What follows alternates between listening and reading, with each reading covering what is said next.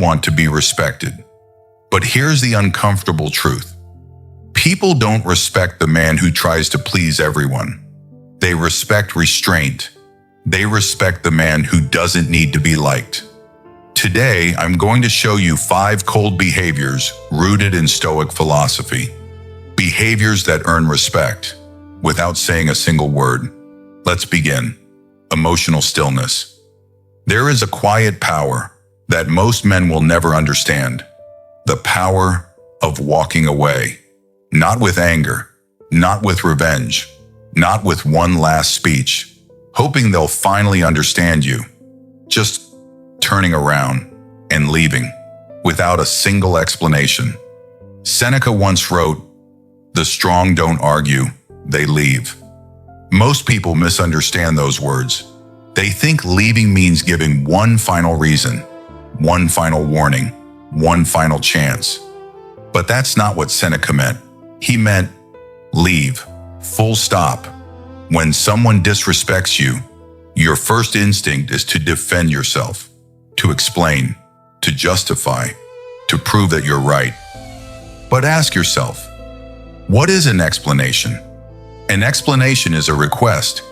It's asking someone else to approve your decision, to understand your boundaries, to accept your choice.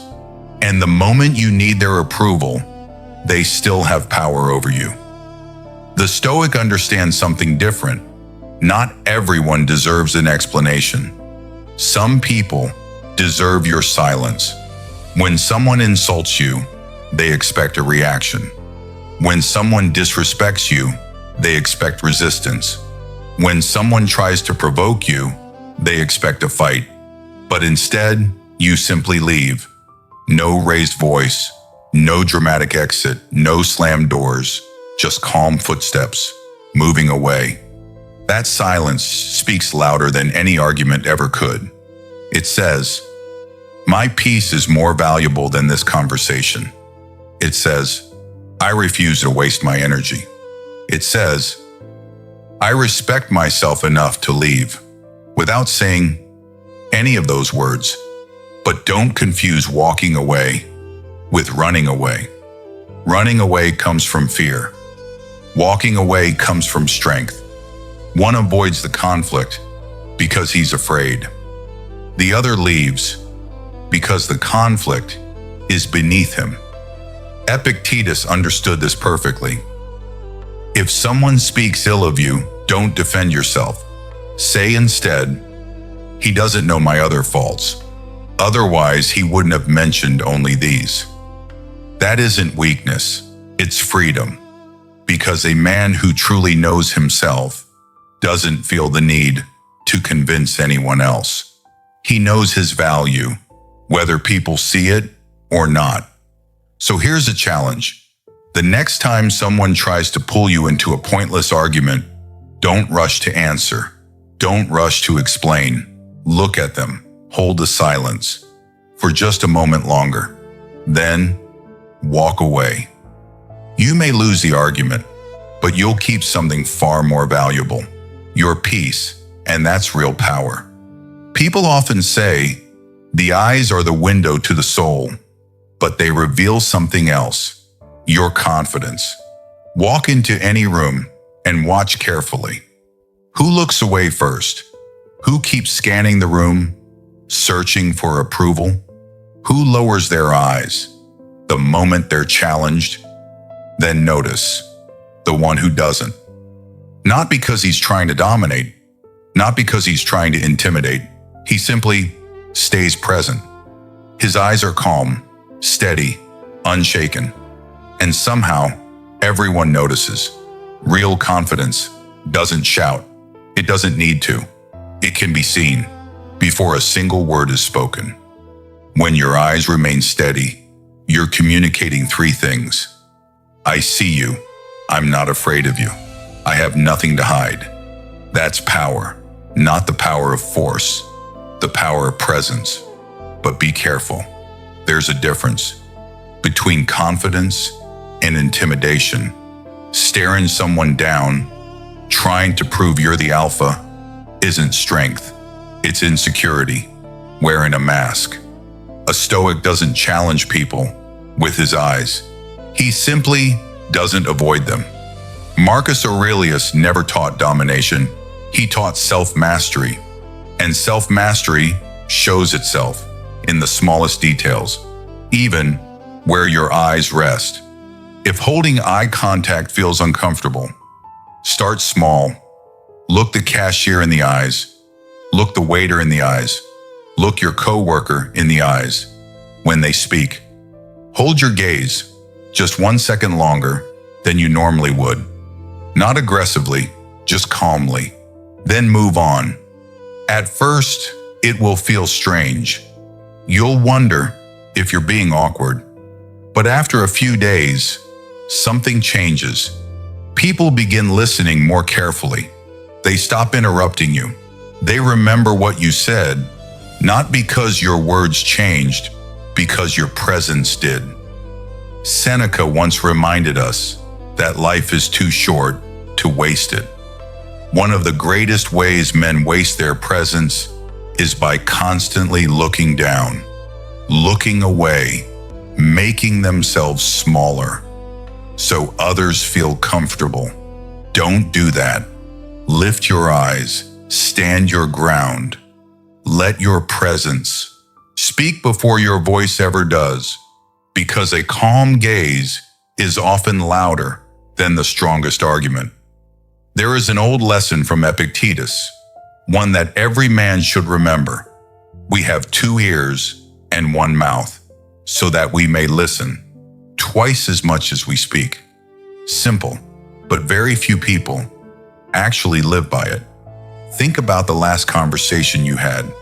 Who spoke the most and who earned the most respect? They were probably not the same person.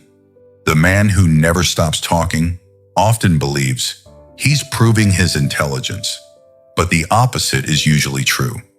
The more you explain, the more you reveal your doubts, your fears, your need to be understood.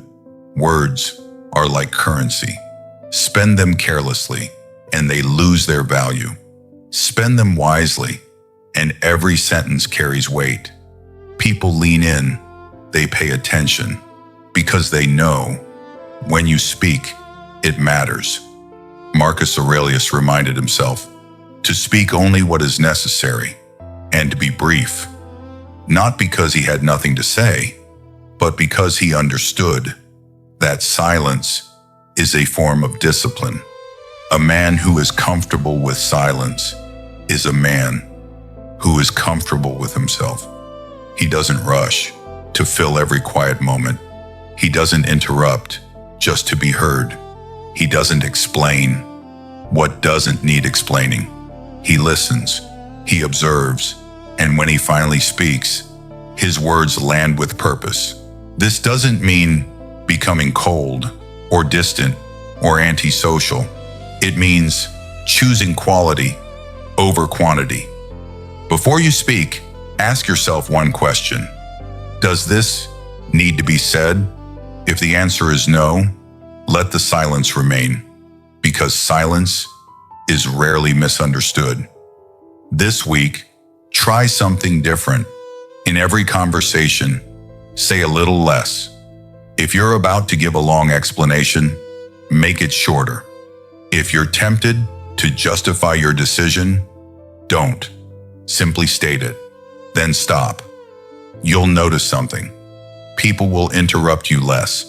They'll listen more carefully, and your words will begin to carry the weight they were always meant to have, because the strongest voice isn't always the loudest one. Sometimes it's the one that speaks the least. Here's a hard truth. Most people, you don't stand for anything. They have opinions. They have preferences. They have beliefs, until those beliefs become inconvenient. The moment there's pressure, they bend. They laugh at jokes they don't find funny. They stay silent when they should speak. They speak when they should stay silent. Little by little, they trade their principles for acceptance. the Stoic refuses. Marcus Aurelius wrote, "The object of life is not to be on the side of the majority, but to escape finding oneself in the ranks of the insane. Holding your ground isn't about being stubborn. It isn't about winning every argument. It isn't about proving people wrong.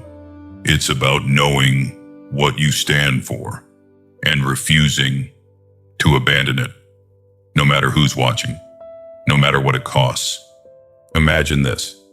Your friends begin mocking someone who isn't there. Everyone joins in.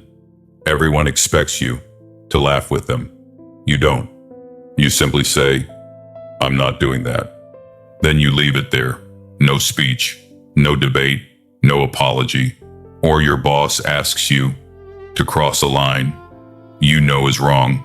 Everyone else agrees. You don't. You calmly reply, "I'm not comfortable with that." And you let the silence do the rest. That's strength. Not because it's loud, because it's rare. Holding your ground will cost you something. Some people won't like you anymore. Manipulative people will stop trying to control you. Others will call you difficult, cold, proud. Let them. Because the people whose opinions truly matter will see something different. They'll see a man who cannot be bought, cannot be pressured, cannot be intimidated. A man whose values aren't for sale. That kind of man doesn't demand respect. He earns it without asking, without chasing, without pretending. Because real respect always follows a man who refuses to betray himself. 5 behaviors, 5 quiet forms of strength. Emotional stillness, the power to master your reactions. Walking away without explanation, the power to protect your peace. Unshaken eye contact, the power of presence. Speaking less than necessary, the power of silence. Holding your ground, the power of principle. None of these require wealth. None of them require status. None of them depend on anyone else's approval. They require only one thing: mastery of yourself. Marcus Aurelius left us with a reminder that has survived for nearly 2,000 years. Waste no more time arguing what a good man should be. Be one. Respect is never something you chase. The harder you chase it, the further it moves away. Real respect arrives when your actions speak louder than your words, when your emotions no longer control you, when your silence becomes stronger than your arguments, and when your character remains unshaken, no matter who stands before you. Become that man, not tomorrow, today. If this message spoke to you, don't let it end here. Subscribe for more timeless Stoic wisdom, and tell me in the comments, which of these 5 behaviors will you master first? Until next time, stay disciplined, stay silent, stay unshaken.